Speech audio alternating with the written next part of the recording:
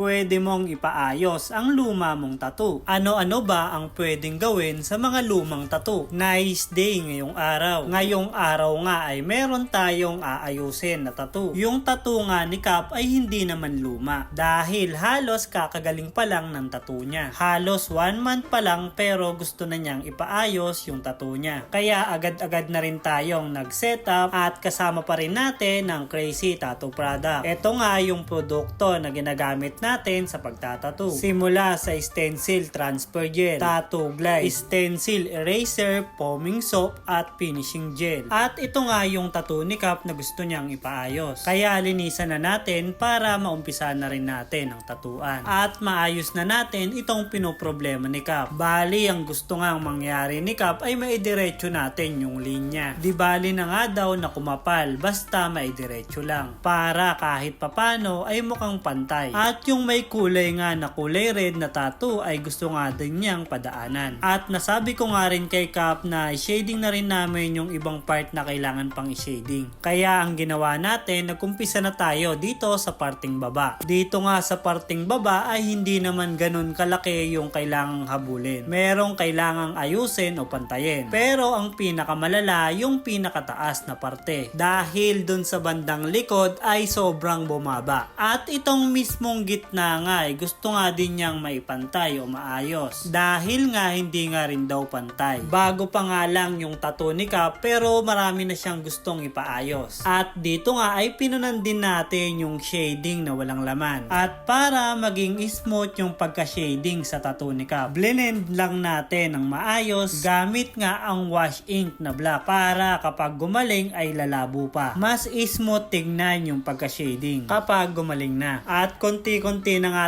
tayong umakyat papuntang taas. Kung mapapansin nyo, gumagawa tayo ng linya sa parting baba para medyo mahabol natin yung part na hindi pantay. At dito nga sa parting taas ay yung pinakamalaking hahabulin natin. Dalawa nga yung napag-usapan namin ni Cap na pwedeng gawin dito. Yung una ay gagawa ng diretsyong linya at kahit hindi na nga maging pantay yung kapal ng linya na gagawin natin. Bali sa harap ng braso niya ay hindi makapal, manipis lang. At doon naman sa parting likod ay sobrang kapal yung mangyayari. At yung isang plano naman na napag-usapan namin na pwedeng gawin. Itong linya nga na ginagawa natin ay idudugtong na natin dun sa parteng may kulay pula na armband. Bali parang magiging isa na lang sila. Bali wala nang space na mangyayari dahil isi-shading na natin to hanggang dun sa may red na tattoo. Pero ang napagkasunduan nga namin ay gawin na nga lang yung magkahiwalay. Para kahit papano ay may konting design pa rin siya at magaya pa rin kahit papano yung gusto niyang mangyari sa tattoo niya. Di bali na nga daw na medyo makapal dun sa parting likod ng braso niya. Okay na siya dun basta't maidiretso nga lang daw yung armband na tattoo niya. Kung wala ka pa ngang tattoo na armband at nagbabala ka, dapat alam mo na pwedeng hindi sobrang maging pantay ang tattoo mo. Dahil alam naman natin ang texture ng kamay ay hindi talaga pantay o medyo may alon. Dahil may mga muscle at hindi naman talaga pantay yung braso o yung kamay natin. Bali, dapat malaman mo na walang sobrang perpekto kapag ginawa yung tattoo sa braso mo o kamay. At kapag titignan mo naman yung kamay mo o itutwist mo siya para makita yung tattoo mo, mukhang deform yung tattoo dahil nga natitwist o nagagalaw yung braso o yung kamay natin. Isa pa yon sa hindi nagiging mukhang pantay ang tattoo. Kaya dapat malaman mo rin yung mga bagay na yon. At eto na rin pala, tapos na rin tayo sa ginagawa nating tattoo. Linisan na natin gamit ang foaming soap ng Crazy Tattoo Supply. At eto na nga yung kinalabasan sa ginawa nating armband. Eto nga yung tattoo ni Cap na gusto nga niyang ipaayos. At eto na nga yung kinalabasan. Tingin mo okay lang ba na hindi na namin pinagdugtong o mas mainam na pinagdugtong na lang namin para mas magandang tignan? Kung ikaw yung nagpatattoo, ano yung magiging desisyon mo?